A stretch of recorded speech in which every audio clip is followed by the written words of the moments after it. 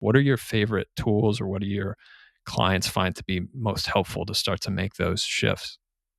For the nervous system, calming it down. First one is awareness, so that my clients can see what affects them in the day, like what is, you know, pushing them into fight or flight, what habits are, what is there a habit you're doing which is, does your adrenaline go up? So yeah, first one is awareness.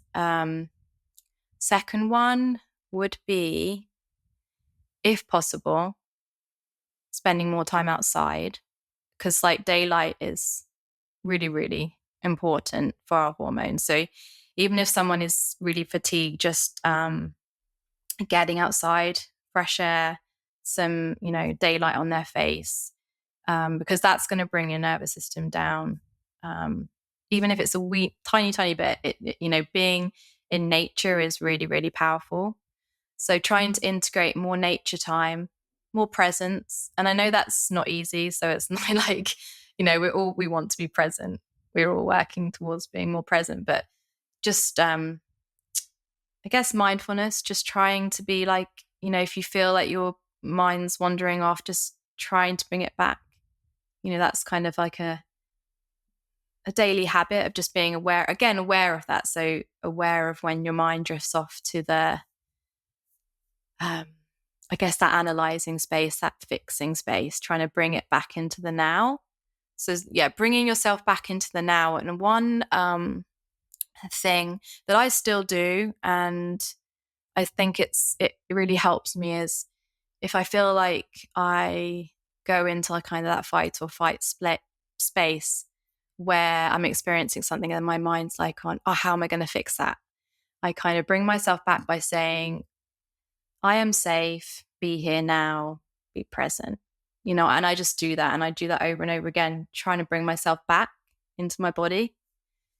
So that's another really good one. So if you're experiencing a symptom and your mind goes to, oh my gosh, what's caused this? Was it something I ate? Was it a supplement? Like, I think anyone with chronic illness can understand that your brain will just jump around everywhere trying to understand where that symptom came from, and usually what you did to cause it. So it's not like, it's not always the nicest way to look at it. You're like, what did I do to cause that? It's like you blame yourself, like a symptom. And so helping clients understand, yeah, like if they experience a symptom, to be like, I'm safe. I'm safe right now.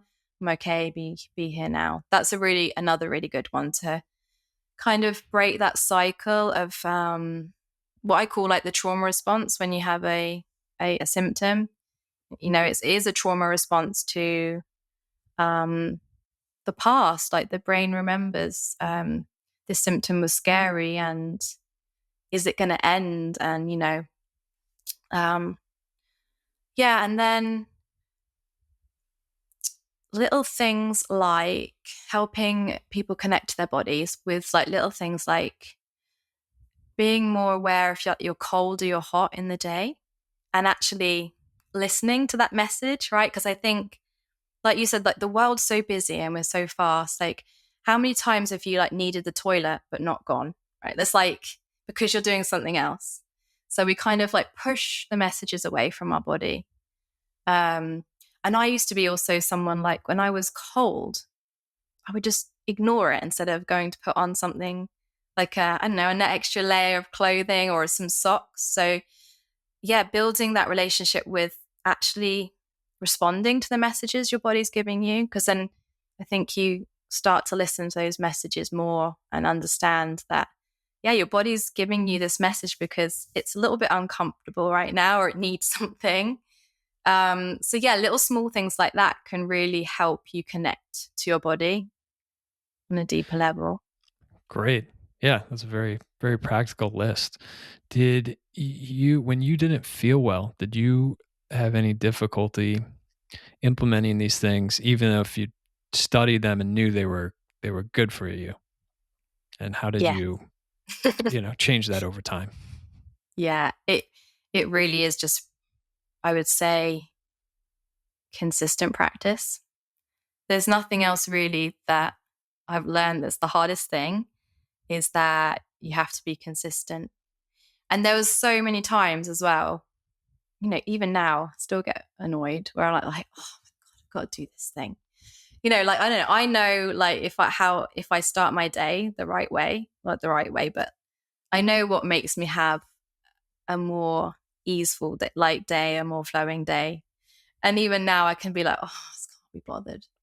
But I know that they make me feel good, and I know they support my health. And I think it really is just committing to that and understanding that. And also understanding that some days, we're human and it's hard, and that's okay. Just accepting that, because I think not shaming yourself, because the more we shame ourselves, the harder it is actually to do those things for ourselves. So being like, okay, yeah. So I think trying not to shame yourself, um, and just, yeah, practice and practice and practice. And it is, I believe very much in reprogramming the brain after chronic illness and trauma. And that is not an overnight thing. That is, just as our brains were programmed into, we had a trauma and these symptoms kind of programmed our brain in a way. It takes a while to unprogram that as well and reprogram it in a way that you want to feel. So I think it's like accepting time, patience, and really, yeah, accepting that. Like the things, I remember always wanting to get instant results, and I mean, that might happen. Miracles sometimes do. But for most of us, some of the treatments, I didn't get results until 6 months, a year down the line. That's been my experience with a lot of things. It wasn't overnight. And so also building that trust that sometimes you won't even get results straight away, but yeah, I think this whole journey is a lot about faith and trust as well.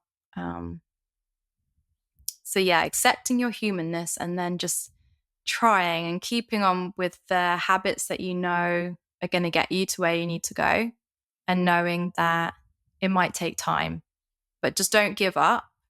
Keep doing them, because you will eventually be like, oh my gosh, I'm so glad that I kept at that, because you will see the difference one day. You'll look back and be like, oh, okay, I see.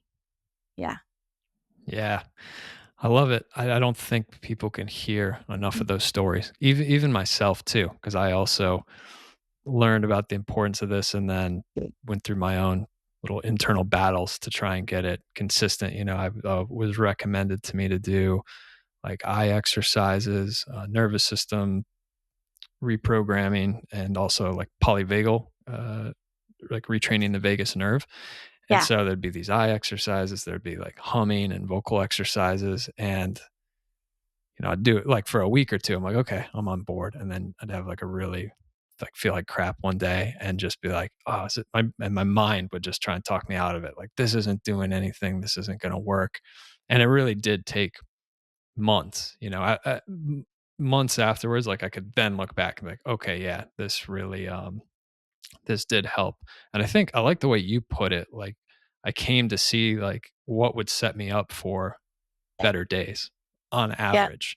It didn't mean every day would be great, but once I did it enough, I would notice like, oh, I didn't do any of the exercises this morning or the last 2 days. And then I start to feel a little worse. So I could see it, but it is quite subtle and it is a long journey.